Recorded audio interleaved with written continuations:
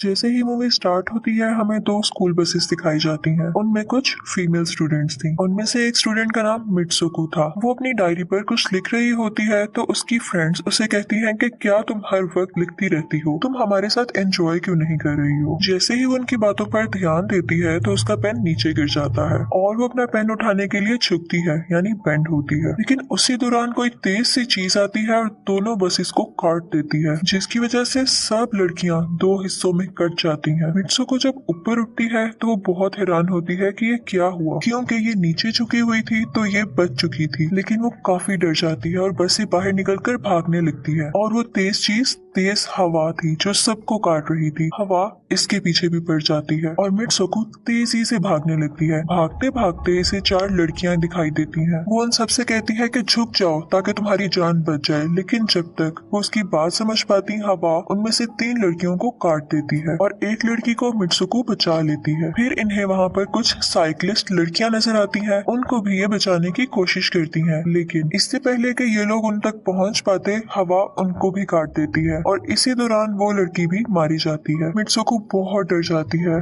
और डर में इधर उधर भागने लगती है कि फिर वो एक नदी के किनारे पहुंच जाती है। वहां पर जाकर वो अपना मुंह हाथ धोती है जिस पर बहुत खून लगा हुआ था। वहां पर पहले से ही बहुत सारी डेड बॉडीज पड़ी हुई थी जिनको हवा ने काट दिया था। वहां से वो एक डेड बॉडी के कपड़े लेती है और चेंज कर लेती है। फिर सीन चेंज होता है और हमें दिखाया जाता है कि मित्सुको चलते चलते एक स्कूल में आ गई है जहाँ पर और भी बहुत सारी फीमेल स्टूडेंट्स हैं। उनका यूनिफॉर्म मित्सुको के यूनिफॉर्म से चेंज था, यानी वो उसके स्कूल की स्टूडेंट्स तो नहीं थी। वहाँ पर एक लड़की मित्सुको के पास आती है और कहती है कि तुम कैसी हो। वो दरअसल उसकी बेस्ट फ्रेंड थी, लेकिन मित्सुको से पूछती है कि क्या तुम वाकई ही मेरी बेस्ट फ्रेंड हो, क्योंकि उसे कुछ समझ नहीं आ रहा था कि ये हो क्या रहा है। यहाँ पर हमें दिखाया जाता है कि मित्सुको और उसकी बेस्ट फ्रेंड काफी हद तक एक दूसरे से प्यार करती हैं। फिर अचानक से हवा का झोंका आता है और मित्सुको डर कर स्कूल की बिल्डिंग के अंदर चली जाती है। उसकी बेस्ट फ्रेंड को कुछ समझ नहीं आ रहा था कि ये हो क्या रहा है। वो उससे पूछती है कि मित्सुको तुम इतना स्ट्रेंज बिहेव क्यों कर रही हो, तुम्हें हो क्या गया है। मित्सुको से बताती है कि मैं नहीं जानती कि वो मेरा ख्वाब था या सच,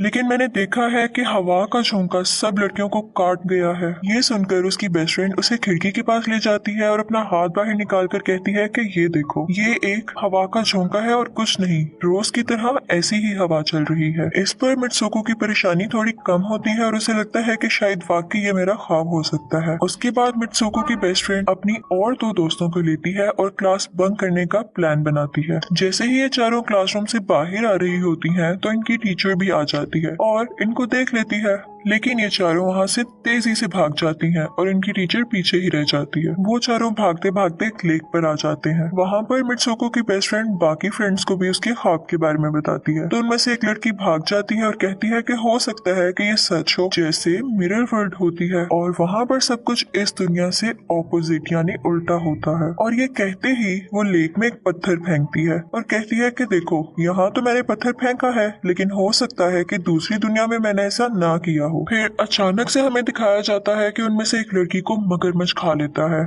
लेकिन फिर वही फ्रेंड उनसे कहती है कि देखो, मैंने कहा था ना कि जो इस दुनिया में होता है वो उस दुनिया में नहीं होता और जो उस दुनिया में हो रहा है वो इस दुनिया में नहीं हो सकता, तो इसको भी उसी दुनिया में मगरमच्छ ने खाया है और यहाँ पर ये देखो बिल्कुल सेफ है और ये सिर्फ हमारा ख्याल था। उसी लेक के पास हमें एक बेड यानी बिस्तर लगा हुआ दिखाया जाता है। वो चारों लड़कियां उस पर से तकिए उठाकर एक दूसरे पर मारने लगती हैं और फिर हमें दिखाया जाता है कि दूर खड़ी दो लड़कियां इनको देख रही होती हैं।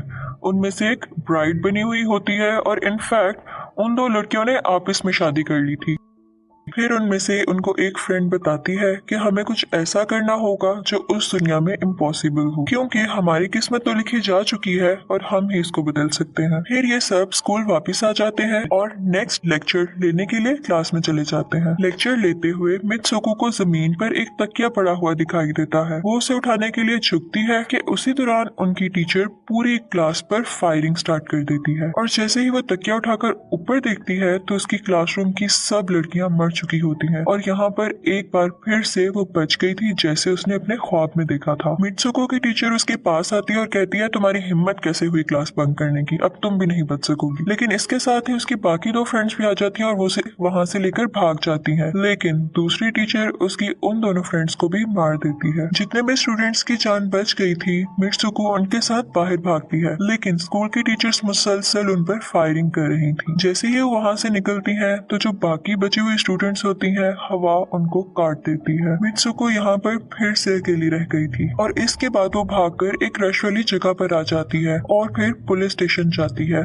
वो वहाँ पर सब कुछ बता रही होती है, लेकिन जब वो फीमेल पुलिस ऑफिसर ये सब सुनती है तो वो कहती है कि तुमने कपड़े तो स्टूडेंट्स वाले नहीं पहने हुए। वो उसको शीशा दिखाती है तो वो बिल्कुल चेंज लड़की बन चुकी होती है और लोग उसे मित्सुको के नाम से नहीं बल्कि किसी और नाम से बुला रहे थे। यहाँ पर दिखाया जाता है कि उसकी शादी होने वाली थी, तो वही पुलिस ऑफिसर उसे उसकी शादी के लिए ले जाती है और आसपास के लोग उसको कॉन्ग्रेचुलेट कर रहे थे। जैसे ही वो लोग चर्च पहुँचते हैं तो मित्सुको की बेस्ट फ्रेंड भी वहाँ पर ही होती है। उससे पूछती है कि ये सब क्या हो रहा है, तो वो उसे कहती है कि अभी खामोश रहो, हम किसी के कंट्रोल में हैं, बस जैसा मैं कहूँ तुम वैसा ही करो। और ये कहते ही वो उसे उसका वेडिंग ड्रेस पहनाती है और कहती है कि अब तुम चली जाओ। वो अपनी वेडिंग सेरेमनी के लिए आगे बढ़ती है तो सब लड़कियां उसका मजाक उड़ाने लगती हैं, तो उसकी बेस्ट फ्रेंड एक एक करके सबको मारने लगती है, लेकिन सब लड़कियां उसे फिर भी बुली करना नहीं छोड़ती। जैसे ही वो आगे बढ़ती है तो उसके ग्रूम की जगह एक बॉक्स पड़ा होता है और जैसे ही वो बॉक्स खुलता है तो उसमें से एक खौफनाक पिग बाहर आता है। मित्सुको उसे देख के डर जाती है और एक टूटी हुई बोतल से उस पर अटैक कर देती है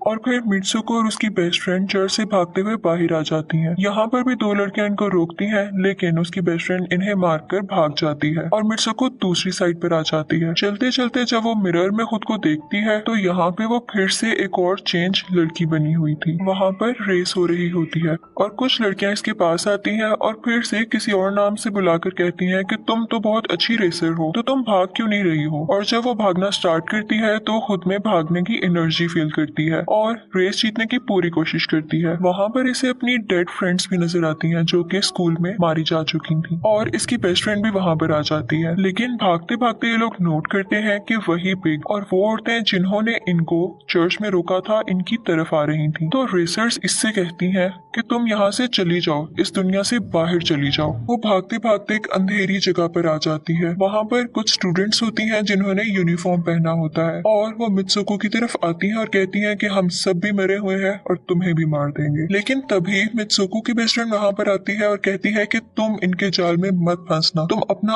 असली नाम बार बार कहो। और इसी के साथ उसकी बेस्ट फ्रेंड आ जाती है और उसे जोर जोर से मित्सुको मित्सुको कहकर पुकारने लगती है और इसी के साथ वो अपने असली रूप यानी मित्सुको की शक्ल में वापस आ जाती है। इसके साथ ही उसकी बेस्ट फ्रेंड उसे अपने हाथ में लगी हुई वायर्स दिखाती है और उससे कहती है कि प्लीज मेरी ये वायर्स खींच दो ताकि मैं इस दुनिया से बाहर आ सकूं। लेकिन उसे डर था कि कहीं ये वायर्स खींचने से इसकी जान न चली जाए और क्योंकि वो उससे बहुत प्यार करती थी तो वो उसकी वायर्स नहीं खींचना चाहती थी, लेकिन अपनी बेस्ट फ्रेंड के इंसिस्ट करने पर वो वायर्स खींच देती है। इसी के साथ उसकी बेस्ट फ्रेंड के दो हिस्से हो जाते हैं और फिर उसे एक गेट दिखाई देता है। उस दरवाजे से बाहर आने पर वो देखती है कि वो आदमियों की दुनिया में आ चुकी है और वहाँ पर उसके पोस्टर्स लगे हुए हैं जिसे कुछ लड़के देख रहे हैं। फिर एक लड़का उसकी तरफ आता है और कहता है कि तुम फ्यूचर में हो और ये सुनते ही वो बेहोश हो जाती है। जैसे ही वो होश में आती है तो वो आगे बढ़ती है और देखती है कि एक बूढ़ा आदमी एक रूम में गेम खेल रहा होता है और उसकी गेम में मित्सुको को वही कैरेक्टर्स नजर आते हैं जो वो पहले बन चुकी है। वो बूढ़ा आदमी कहता है कि ये गेम मैंने बनाई है और मैं ही तुम लोगों को कंट्रोल कर रहा हूँ। तुम तो बहुत पहले मारी जा चुकी थी, लेकिन मैंने तुम्हारा डीएनए लेकर तुम्हें फिर से बनाया। मित्सुको को जब पता चलता है कि ये गेम है तो वो सोचती है कि शायद अभी भी मैं अपनी दुनिया में जा सकती हूँ। और फिर एक आदमी आता है जो मित्सुको को अपने पास बुलाता है, तो वो बूढ़ा आदमी कहता है कि जाओ इस गेम की आखिरी